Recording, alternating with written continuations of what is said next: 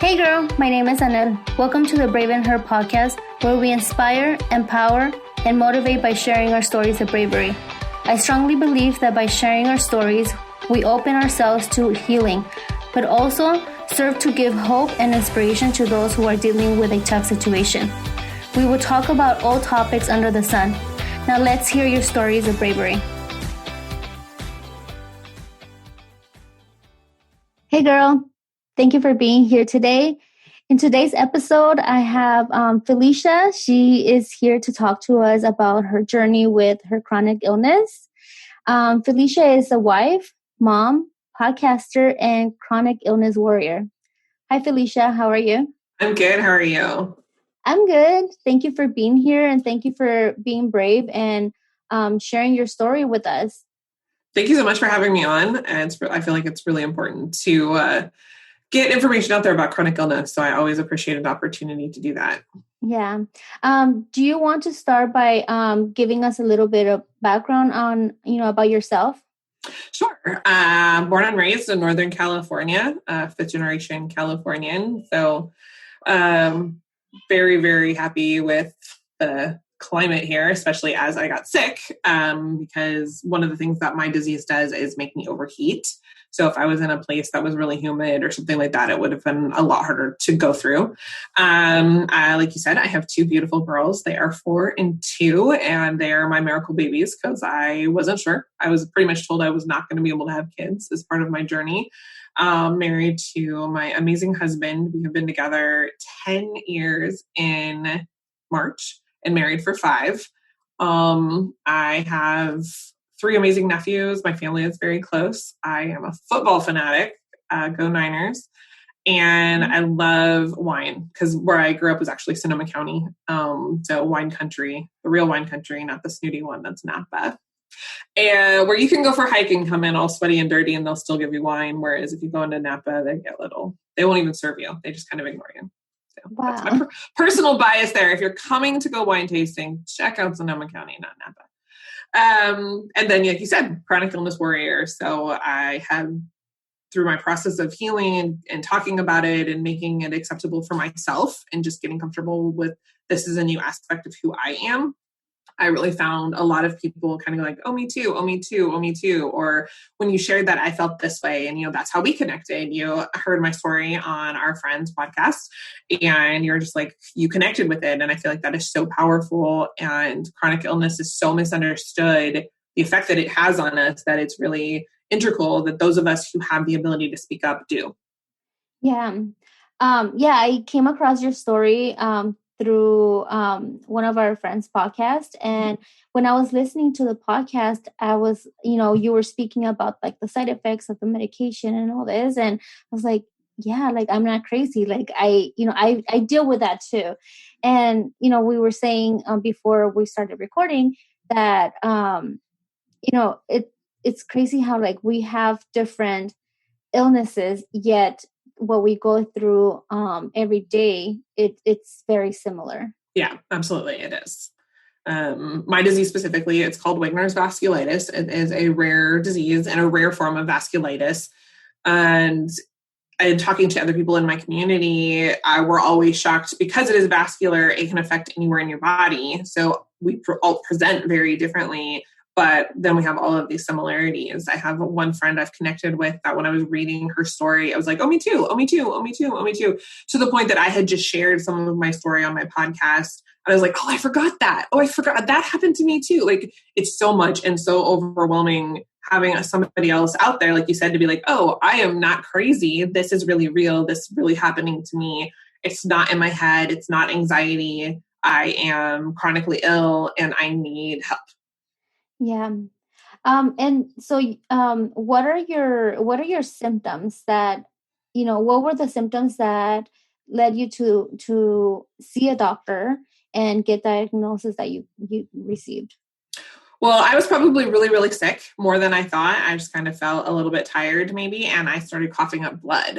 And it wasn't a lot, but it was every day, a few times a day. And that was in August of 2012. And it didn't go away. And so I started seeing nurses and doctors, like I think I saw 5 between September and November when I realized really how sick I was. And all of them were like, oh, you're just a little tired because you're doing too much. Like try and not do as much and go to bed earlier and take a throat lozenge because, you probably just have a little tear in your throat. It's no big deal.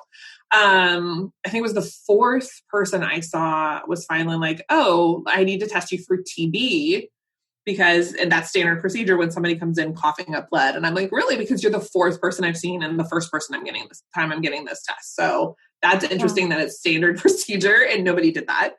But yeah, I was really, really tired. I would have to take a nap to get through the day, which was unusual. I was back in school full time. My previous life, I was an interior designer, and with the housing crash, that kind of went away. And so I'd always done my own marketing, and I was going back to school for communications and marketing.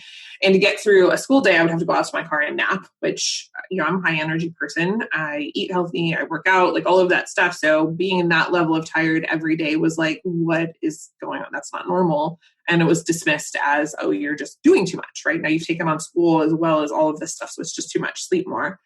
I developed a rash, which then I was just like, oh, maybe I just am sensitive to my detergent. I'll switch it and try that. All of those little things, like that's what the doctors told me to do. And it was dismissed until the beginning of November. I was actually out of town. I was 4 hours away from home at a weekend event with some friends. And when I stood up to leave on that Sunday from where we had been sitting to eat, I couldn't walk. My legs had swollen so much that my feet wouldn't fit in my shoes. And like, I needed like 3 people to help me kind of stumble to the car because there were no wheelchairs. And I made the decision with my friends, like, I'm breathing fine. I'm doing all of this stuff. I don't think it's critical. Let's head home. And if it gets worse, we can go to a hospital on the way. Because I didn't want, if it was really, really bad, to be admitted to a hospital 4 hours away from my support system. I wanted to make it home. And I ended up in a wheelchair. I was coughing up blood. We went to the ER. Anybody who has a chronic illness knows you end up in the ER and they can do nothing for you. Yeah. They're kind of like, oh, you have a serious thing going on and I don't know what it is. Call your doctor tomorrow, which they're triage. I get it. But our healthcare system is set up that when something traumatic like that happens, you need to go to the ER and then they don't really know what to do with you. So that's what happened. It was Sunday night. I went to the ER the next morning. I got in to see my doctor and he had no idea what was going on. He put me on 10 milligrams of prednisone and ran some blood work and then ordered a CT scan, a chest scan. And it came back and they're like, oh, I think you have pneumonia. And luckily the prednisone helped quite a bit. I still could barely walk, but I wasn't in excruciating pain anymore. And I guess during that time, my doctor, who I am very lucky, the medical system can let people like us, even with acute symptoms, can't walk and I'm coughing up now a lot of blood as opposed to just a little bit throughout the day. That happened kind of overnight. He's somebody I'd known my whole life. He was my parents' doctor, my whole family history, like all of that. And so he took an extra step and called his friend who is a rheumatologist and was like, I have this patient. This is what's going on. What blood work should I run? And so he ran all that blood work and came back. I was positive for ANCA, which is a high indicator of something going on chronic illness wise. It's a pretty standard test that a lot of people who have a chronic illness have run regularly to kind of manage seeing how active your illness is.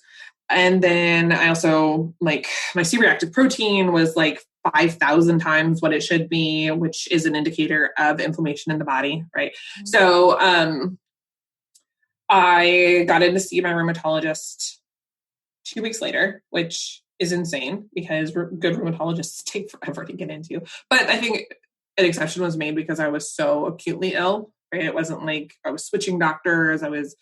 And I really went into that expecting my doctor to be like, okay, so I've looked at this stuff. We need to run more tests. And instead he gave me my diagnosis, which is, Wegener's vasculitis. Shortly after I was diagnosed, it was renamed as polygenitis with granulomas, but very few people call it that. If you're looking for hashtags, it's definitely hashtag Wegener's or Wegener's vasculitis. It's not hashtag polygenitis with granulomas. very often. Or people, yeah, it's a lot to say. And I was in tears. My mom and my then boyfriend, now husband, was with me, and it was crazy. Like it was getting it confirmed that I would be some level of sick for the rest of my life. And you can't really process that in the moment other than you feel like you were hit by a ton of bricks. My husband was actually relieved because he has a decent medical background. He was pre-med for a while, and he actually had narrowed it down to Wegener's or one other thing. And like the other one is like a death sentence. And so when it was Wegener's, and my lungs are actually really clear, even though there were some polyps that showed up that they had misdiagnosed as the pneumonia. For him, it was a relief. Like, okay, now we can treat this and she'll live. And yeah, like I said, you don't really process it in that moment. I kind of liken it to, my father passed away when I was 20, and you get hit like a ton of bricks and you're so sad. And so like, you actually are like in shock and don't know how to process it. And it isn't until a few weeks later when you still miss that person that the sadness and the reality of it really starts to sit in. And I feel like chronic illness is like that. You have these symptoms, and if you're very lucky, you'll have medications, you'll find the right cocktail and get help. But also, you're also always going to be some level of sick or some level of aware of this for the rest of your life. There is no, I broke my arm and in 8 weeks I'll be okay. There's no going to be okay. So right away we started my first round of Rituxan, which for those people who don't know, it was developed as a immune suppressor to help lessen the side effects of cancer. And when I got it, it had just recently, within the previous year, been approved for autoimmune diseases. So it had been around for a while. It wasn't a new drug. It was just new to this type of treatment. And it did literally nothing for me. Studies show that if it is going to work for you, you may need it every 3 or 4 months for the first year to find yourself in remission and get the full benefits. So 4 months later, we did it again. 3 months later, we did it again, and it did not help. We were trying to wean off the prednisone. I was at, he put me on 60 milligrams of prednisone. That was the other thing the rheumatologist did. Wow. I was at 60 milligrams for several months. In a year and a half, as I'm on high doses of prednisone, trying to get the Rituxan to work, I doubled my body weight. I was about 140 when I was diagnosed. I was a little over 280, a little over a year later. Just from the prednisone and the inflammation in my body. And I eat really well. We've been like clean eaters. I was in pretty good shape when I got sick. I've never smoked, never done all of that stuff. So my body was as in much fighting condition as it possibly could have. I was 31 when I got diagnosed, young, healthy, all of those things. And like I said, the Rituxan just didn't work. And when we tried to wean off the prednisone, I started coughing up blood again. So we had to look at what the next treatment was. And enough time had gone by this time that, Mike and I were getting ready to get married and talking about kids. And so my amazing, fantastic, wonderful rheumatologist who I adore, and I encourage anyone who has a chronic illness who does not feel that way about their doctor to get a new one. You're totally allowed to keep asking for second, third, fourth. I'm in a podcast episode I just recorded that I talk about a woman who actually got 17 different opinions before she got help. Wow. So keep asking. So he, Yeah, I was just going to mention that like how you said that it took you a couple months, 5 doctors in to finally get a diagnosis. And I never heard of 17, but I believe it because I don't think our doctors are really equipped to diagnose you. I wouldn't say right away, but at least like second doctor. Yeah. Why do you have to go through like 5 different doctors? That's really stressful. Well, they're taught in medical school to, if you hear hooves, you think horses, not zebras. And the sad fact is that 20% of the population is a zebra, and it needs to not be misdiagnosed. It needs to not be dismissed. We need to not be told that it's all in our head, that we are just like trying to do too much, that it's just anxiety. And sadly, 75% of the people with chronic illness are women. And we are completely dismissed by the community, the medical community, in this way. The fact that I got a diagnosis within 4 months of the severe onset, August, September, October, 4 months, is almost unheard of. The average person takes 4.5 years and 3 to 5 doctors to get a diagnosis. So I was very, very lucky. Yeah, for a different illness, I know for endometriosis for women, it takes about 10 years to get a proper diagnosis. 9.5 years, for endometriosis. And I actually had adenomyosis. That was a misdiagnosis, fibroids. They didn't know that it was adenomyosis until they went in and did a surgery. They thought they were, I had an embolization a few months ago to cut off the blood flow to what they thought was the fibroid. And it has helped some of my symptoms, but because it is not a fibroid, it actually also caused some fun other problems. But anyway, my awesome rheumatologist he always goes above and beyond, and he gives us all the studies, and he is always up on the latest research. And he knew that our family plan, that our quality of life plan included children, even though technically with vasculitis, it is quote unquote not recommended. He couldn't recommend it, but I can make whatever choice I want, and he would support me as best he could, right, is the official line. Right. So he put me on Imuran, which before you get on Imuran or azathioprine, you have to have a blood test because there's a specific enzyme that you need for it to work. And if you don't have it, it can be not only not work, but it can be pretty toxic to your body. I am very lucky that I did have it. And we started taking Imuran, and it's something that you build up in your body. So I started at 50 milligrams. Then after a few weeks, we went to 100 milligrams. I think I got up to 250, which is a pretty average dose for a lot of people with chronic illness. And that was between March and July of 2014. And I was just like beside myself because I was not feeling any better. And I had a doctor's appointment coming up about 3 weeks out. This was July of 2014. And my doctor was emailing me, letting me know, like, if you don't feel better by the time you get to this appointment, if we're not seeing improvement, we have to jump to Cytoxan. Like, my body was at risk. And Cytoxan is kind of the old school one because it is not targeted. It is one of those old school chemos that floods your whole body and wipes you out, including your fertility. So I went on like this crazy, massive, like, I got us appointments with people to consultations to like harvest my eggs. Mike and I had to have some pretty big conversations about whether we were going to freeze embryos, because if an embryo has a significantly more like higher chance of success for implantation than if you freeze the eggs separately. And as a Christian, there's this whole balance of how do I feel about that? And these like frozen babies that I might throw away, what line is all of that, and not telling anybody how they feel. It was just a moral dilemma we were going through. We were not married yet. And then there's always the possibility of, if you're being very realistic, divorce at some point. My husband and I are very much in love, and I do not think that would ever happen. We have been through hell and back before we were married. So, from there on, but, so do I free some eggs that are not fertilized by him? That way, if we did end up divorced and I'm with somebody else, I have an option for children with them, and not just like, well, I can have a baby, but it has to be his. Right. A lot of really heavy stuff to deal with. And the craziest thing happened. I woke up one day and just felt better. Like literally overnight, I felt like I was like in shock. I was like, oh my gosh, is this real?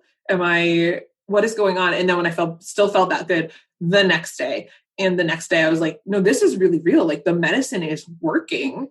And it just like clicked on overnight. Did you get that?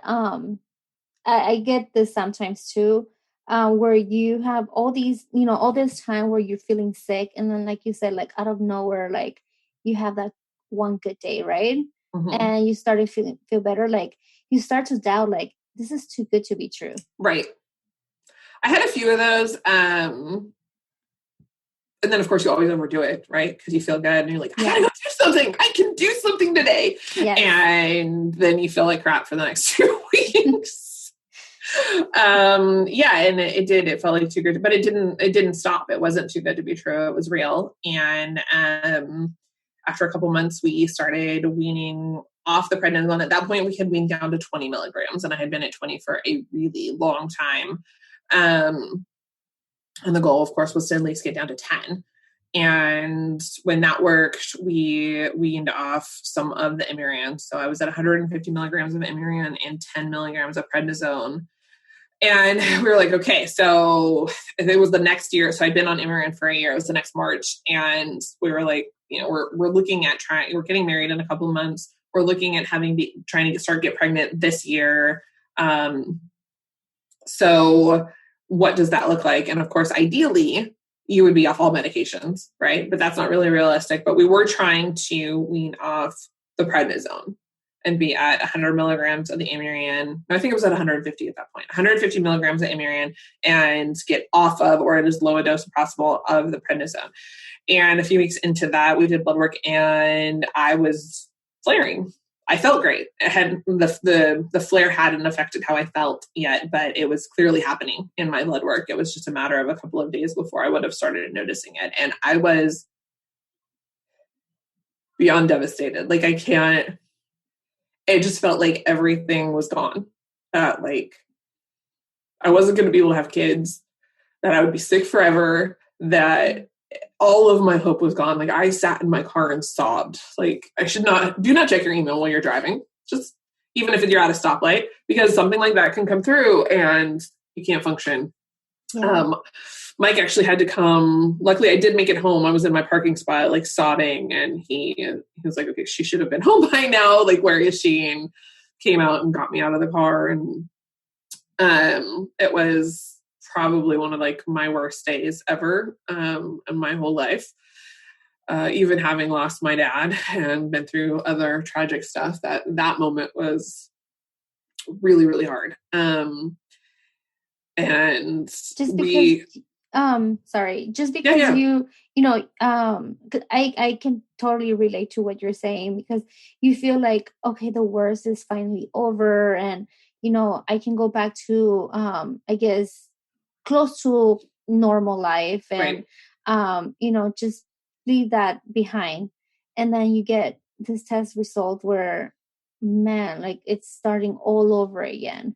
Right. Well, and not only that, but now I can't get off the prednisone. And am I ever going to be able to get off the prednisone? And is it going to be safe for me to get pregnant? We had to really talk about and look at we looked at a ton of studies, again, with my husband's medical background, and we both have a pretty strong statistical and scientific understanding. My rheumatologist gives us the actual studies. Like, we'll talk about it with him and his medical understanding, right? I'm not at all equating what we know with a doctor, but we would go through it and he would send them to us, and then we could, like, at our appointments, would discuss what we were looking at and what things mean that we might not understand. And the studies show that actually, even on the prednisone and all of that, it probably would have been safe to get pregnant. So what we agreed was we would go back up on a little bit of the Imurian, and I had to bump my prednisone back up to 20 and then wean back down to manage the flare. And luckily my body responds very strongly to prednisone. Not everyone does. And go from there. We got married, and we agreed when I got back down to 5 milligrams as like a maintenance dose of prednisone, we would start trying again. And we did. And that fertility journey is a whole other podcast. It was, it turns out I have other issues, possibly autoimmune related. They haven't actually studied a lot of fertility stuff as much as you would think they would. But I have a low quality egg count at 33. My quality egg count level was equal to that of a woman over 40. And by the time I was 35, it was equal to a woman over 50. Wow. But I still had 2 beautiful babies. I stayed on 100 milligrams of Imurian and 5 milligrams of prednisone for 4 years. So through getting pregnant, being pregnant, breastfeeding, getting pregnant, being pregnant, breastfeeding. the girls are 22 months apart. We probably would have tried for a third if I wasn't my age and needing to stay on prednisone for my doctors to feel like it was safe. 5 milligrams is it's basically the same amount of cortisol that your body makes naturally. So me taking it just kind of ensured a lack of flare because I could stay there and I was stable.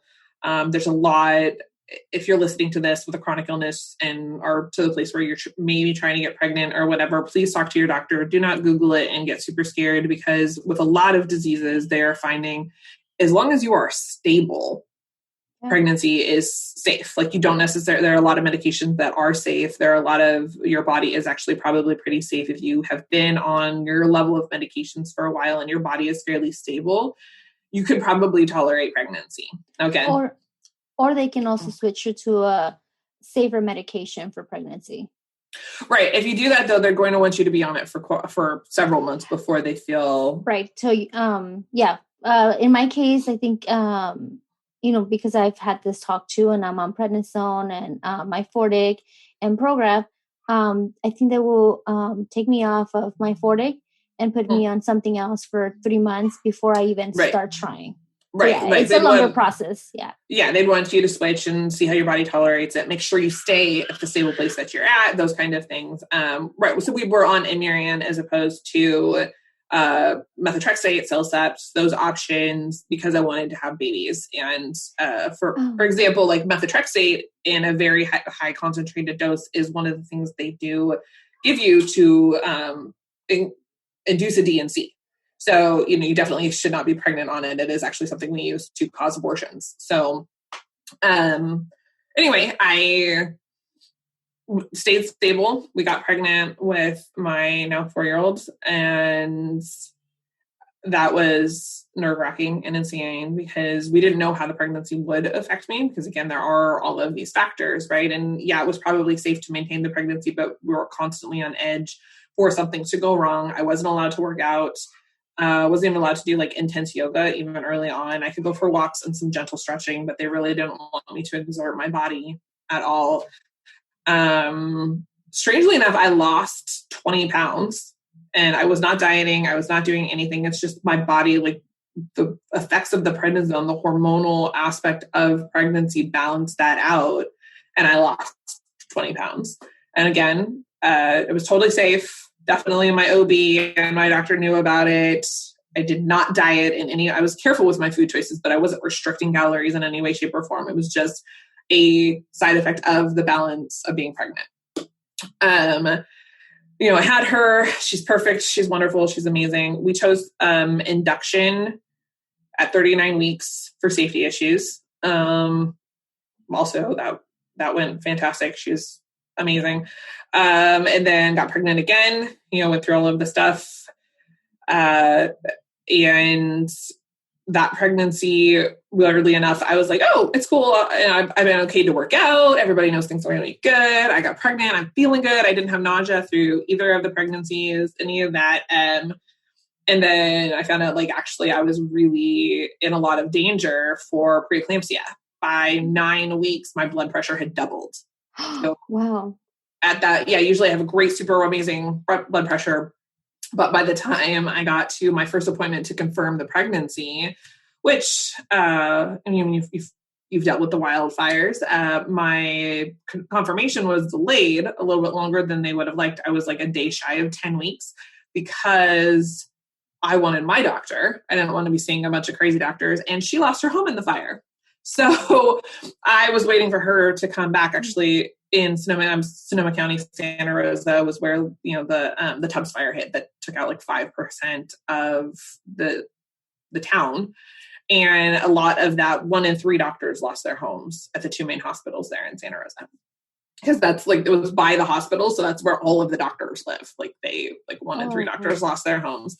So by that appointment, my blood pressure was borderline preeclamptic. And it was really scary, like, because there wasn't much that you kind of have to stay in this, like, what can you do? So I reduced my salt and I started working out, because when before you are preeclamptic, working out is one of the best things you can do to negate preeclampsia. But once you are actual actually preeclamptic, you can't work out anymore. It's this weird balance. But so that was a really, really stressful process. Another reason we decided not to try for a third, because there's no, other than maybe my disease, there's no real reason. Usually if your first pregnancy is fine, your second pregnancy is fine. You very rarely, without some kind of major change, have a preeclamptic issue with your second pregnancy. So all of that. And I have been on 100 milligrams of Imuran and 5 milligrams of prednisone for, like I said, 4 years at that point. And when I stopped breastfeeding my second baby, we started weaning off. And a big push for that and for not trying for a third was that there were tests my doctor wanted to run. So that was a big consideration. And do we stay on this? She was kind of the age where when I stopped breastfeeding, she was 6 months old. We would have to start trying for a third right then if we wanted another baby. Like, we had to make the decision, and we finally decided, we're very happy. She sleeps through the night also. Her 4-year-old sister still does not. She still does. So that was a big decision. But my doctor wanted a new CT scan. He wanted to see how much my lungs had healed since those previous scans, what kind of permanent lung damage basically I have, which I do have some. It's fairly minor. I do have what they call broken glass. Shattered glass.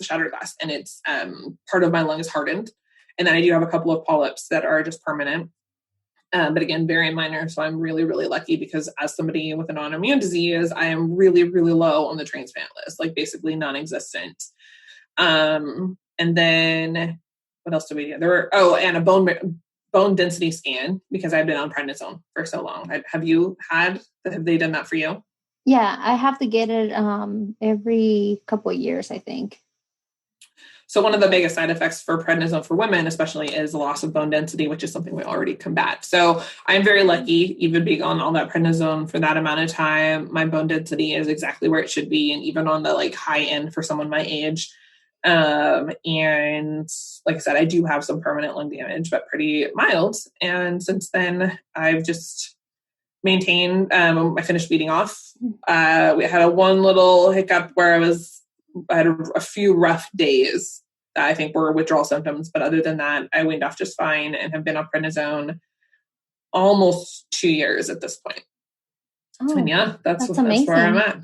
It is. I know most of the people I know are still on at least some amount of prednisone with my disease and with most other diseases. I've been on prednisone for 24 years now. That's amazing. 24 and a half, yeah. But I'm on the smallest dosage of prednisone. Yeah, I do. I have friends who choose to deal with some of the symptoms of their disease because prednisone has such an effect on them. They choose not to take prednisone. Like they walk that balance, and they're like, no, prednisone is too hard on my body. I'm going to deal with being in pain and uncomfortable or whatever rather than prednisone. Yeah. I've never thought about it. I've never knew that I could, there's a possibility of me being off prednisone.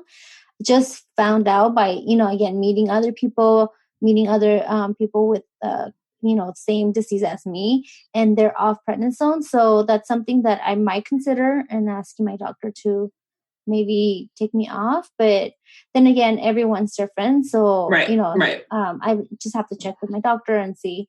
So you're talking about, all these strong medications you're taking, right? Rituxan, Imuran, and prednisone. Mm-hmm. Did you have any side effects from these medications? For the Rituxan, it is does not work for me at all. Like biochemically, it does not. I have friends that it knocks them on their butt and then they feel great for several months because it does work for them. I know you mentioned that you had some complications, pretty severe complications from Rituxan. For me, literally nothing. Like it sort of lowers my white blood cell count, which is what it's supposed to do, but it did not help me in any way. And then the Imuran, the biggest side effect Imuran usually does is some kind of kidney complication because it's filtering so much more. I have not had any of that, but man, the prednisone. Prednisone,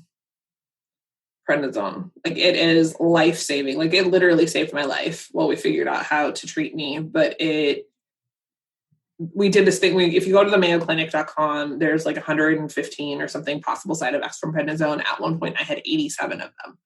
Wow.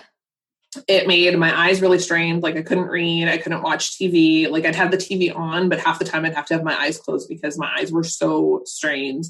I of course had the weight gain, I had rashes, I had acid reflux, I had moon face and like the fat that comes at the back of your neck from it. I had like thinning skin, I had hair issues, like I could just go on and on. I had so much happen because of the prednisone, and most of that went away at 10 milligrams. I still had some issues at 10, but at 10 milligrams, it was much more manageable. But I spent 3 years at 20 or more. Yeah. Even at 5, I do notice those side effects that you're talking about. And I always thought, I knew it was because of the medication, but I thought it was maybe my Fortic, which is like the cell sub, because that one you can also have like hair loss. And I never thought it was just like prednisone.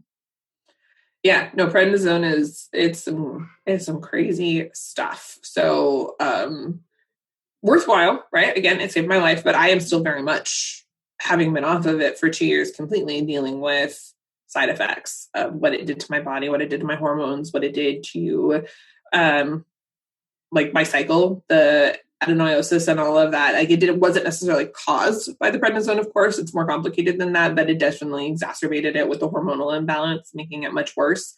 Like what they thought was a fibroid was larger than the size of your fist on the back of my uterus. And that is just actually, because it's adenomyosis, what that means is basically this huge thing of tissue has built at the back of my uterus from uterine cells growing within the uterine muscle. So the lining cells are growing within the uterine muscle with adenomyosis. With endometriosis, it's growing throughout the rest of the abdominal cavity. With adenomyosis, it's still within the uterus. It's just in the muscle causing issues. And it was like the size of my fist on the back of my uterus from that. And that, that was post prednisone. That was not something that I had going on before I had all this hormonal imbalance from that. Wow. Yeah, I have to look into that, because I never realized that you can also get, I guess, female issues or reproductive issues with prednisone. Yeah, because it's a hormonal imbalance issue. So it's not, prednisone necessarily isn't causing it. Prednisone is causing the hormonal imbalance. The hormonal imbalance is causing the issues, right? So it's not a direct correlation, but it definitely is. So I work really hard to eat a certain way and work out a certain way. And that's called cycle syncing. That will help balance your hormones naturally. And I have seen a lot of success with that. But because my disease is vascular and I cough up blood and can end up very anemic, the heavy bleeding from my cycle was leaving me very, very like borderline anemic with really, really low ferritin, like chronically low ferritin for a few years now. It wasn't safe for me to wait to try and naturally balance my hormones. If I had a flare, I would end up in the hospital and possibly like fighting death from anemia. Wow. Like we had to take care of it right now. Wow. And how did you treat the anemia? So far I was taking double the amount of iron that is like, I take a really specific iron supplement. I was taking double the amount of that. And then I ate just naturally a ton of iron rich foods. And then that wasn't enough. So that's what was keeping me barely on the borderline of anemic, like going back and forth. And then what we had to do is the surgery, the embolization, where they go in and actually cut off the blood flow to what they thought was a fibroid to the top of my uterus. It's still getting blood, but it's getting significantly less. So one of the reasons we could choose to do that was because we were done having kids. It's not something that you would do because you don't have enough blood flow to the uterus to safely maintain a pregnancy. You could get pregnant, but you would probably miscarry. So it's a pretty final thing, but it's one step shy of a hysterectomy, which has a whole other plethora of physical issues that can come with a hysterectomy. Okay. So we're trying to put that off for a few years if I still need it. Well, thank you for sharing your story and your journey through your chronic illness and your experience. And what will you tell that woman who is dealing with a chronic illness, not necessarily the same one that you're dealing with, but maybe, like for example, for me, kidney disease, or someone dealing with endometriosis, someone dealing with like, a different kind of chronic illness. Well, the first thing I would say, if you don't have a diagnosis yet, but you're sure you're dealing with something, keep fighting, keep speaking up for yourself. And a lot of people don't know that you can put someone, your spouse, your mom, your best friend, whoever it is in your life that you trust implicitly, on your medical information, so that when you are too tired, when you are too overwhelmed, when you are those things that make functioning in life difficult, you certainly don't have the extra energy to fight the medical system. They can do it for you. You can give them full power to know everything and talk to everyone as if they were you. And I highly recommend that. There have definitely been times where I just could not, and my husband stepped in. And then if you have a diagnosis, I would say find your community. There is just so much power, one, in anybody with a chronic illness, like we're talking about here, all of the things we can relate to in each other, even though our diseases are very different. But people who have your disease and connecting with them, there's just so much hope and joy and comfort and support in that group very specifically. That I like the couple of friends, especially girlfriends that I've made who have my disease, like they have become two of my best friends. And one of them lives in Texas. I've never even met her, right? Like, but we just understand a part of each other's lives that even our spouses can't understand. Even our closest friends for our entire lives can't totally understand. And like, that is so, so powerful. So whatever your diagnosis is, jump on Instagram, even if you hate it, even if you don't post, right? You don't have to share your journey to like search your hashtag. And there will be people with your disease talking about it, and message them. Pretty much everybody, if they have hashtagged, they have that disease, or they're talking about that disease. I have not come across anybody who's not willing to talk about it. So if you message them and be like, hey, I just got this diagnosis, they will respond to you. Yes. And just to add to that, also, don't be afraid to share your story. For me, it was many years where, I didn't want to share my story because I didn't want people to feel bad for me or see me any differently. Yeah. But then I realized that I'm actually hurting other people by me not sharing my story. Absolutely. You sharing your story, you can give someone else hope, someone that's going through something similar that you went through. And by them hearing your story of, just being a warrior, that gives, them hope. Yeah, I did the same thing for the first year. I was sick. Nobody had any idea, unless they came across me personally, that I was in a wheelchair, that I needed a nap to get through the day. I got a bunch of mean messages from friends who didn't know, right? It's not their fault. I hadn't shared with them. They just thought I wasn't connecting. And finally, you don't want to be the sick girl. I even have talked to my husband. I'm like, please don't tell people. Don't be the first thing, right? Even if you're like, oh yeah, my wife too. Like, let me share that when I'm ready, or at a different, you don't want the first thing somebody knows about you to be like, you're chronically ill. Like that is part of me. That is not who I am. And finding that balance is scary. But absolutely, once you put yourself out there, I feel like also the more you talk about it and find other people to connect with, the more you get at peace with this part of who you are now. Yeah. Like for me, I not that I prefer, but I just let people think that I was the flake, or, I didn't want to be around people, or, everything else, but telling the truth, which was, I'm not feeling well. Right. Well, and again, a lot of people don't understand. Like, even if you tell them they're not feeling well. Somebody once asked my husband when we were dating, when we were living together, and he was at UC Berkeley, but I did go to all these parties and stuff with him, like all this networking stuff he did when most people would bring their partner. They're like, well, she has vasculitis. Like, why doesn't she just take an Advil and like get over it? Like, will she be better? And it's like, no, like literally taking an Advil will do nothing about my immune system attacking my blood cells, causing them to explode. So I bleed internally. That's not how this works. Like, you're right. Itis means inflammation, but that's not what's going on in my body. And people think that switch to vegan, eat gluten-free, like all of these things, they may help, but they do not cure us. Right. Yeah. Okay, so Do you have a word, quote, song, or Bible verse that keeps you going?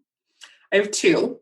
There's a song by Jimmy Buffett called Breathe In, Breathe Out, and Move On. And it's kind of my mantra. Like, okay, just pause, take it up, deep breath, breathe in, think about it, breathe out, and figure out how to move on.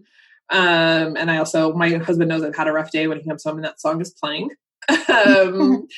And then the other one that I use to kind of manage what my choices are, like that move on part is 1 Corinthians 16:14, let all that you do be done in love.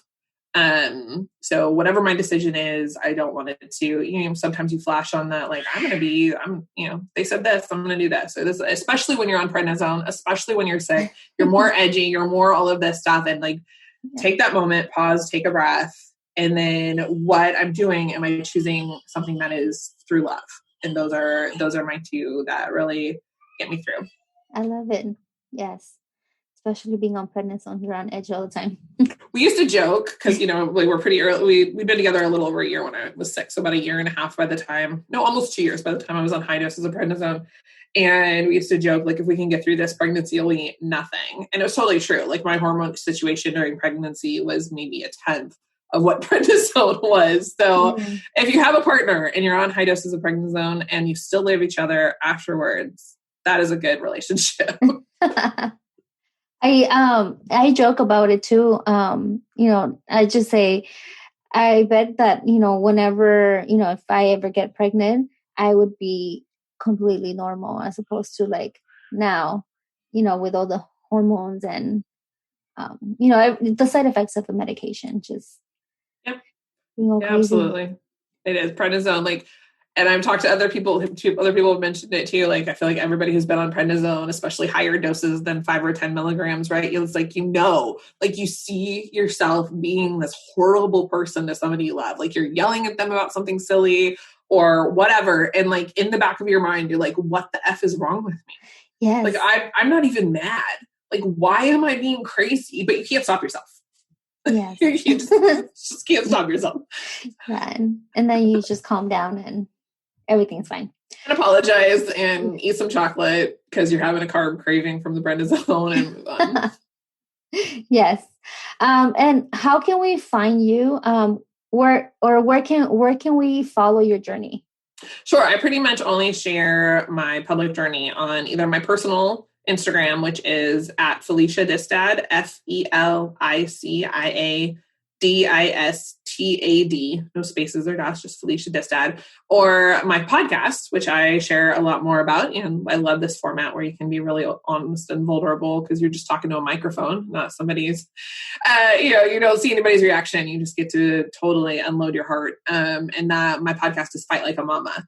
And that is on Apple, Spotify, Google Play, all of the places. And I talk about my chronic illness. I think you mentioned this is going to air in February. So if somebody's listening to this, I'm actually doing an entire month, 8 episodes of chronic illness. 4 of them are kind of about all of the things that I think apply to anybody with a chronic illness. And then 4 of them are about interviews similar to this one where we talk about Wegener's because it's Rare Disease Awareness Month and just our experience with chronic illness and how different and how the same they are. Yeah. And I'll put all the links and all the information in the show notes. So go and follow her journey. Thank you so much. Thank you. Thank you so much for being so open and sharing, your story and, how this chronic illness has affected your life. And I think, like you said, we need to be more open and sharing it more. Yeah, absolutely. I appreciate you giving a voice and a platform as well. Thank you so much. Thank you so much for listening. I hope this episode inspired you. If you like this podcast, please share on social media and tag me on Instagram @TheBraveandHer. I would love to hear your stories of bravery.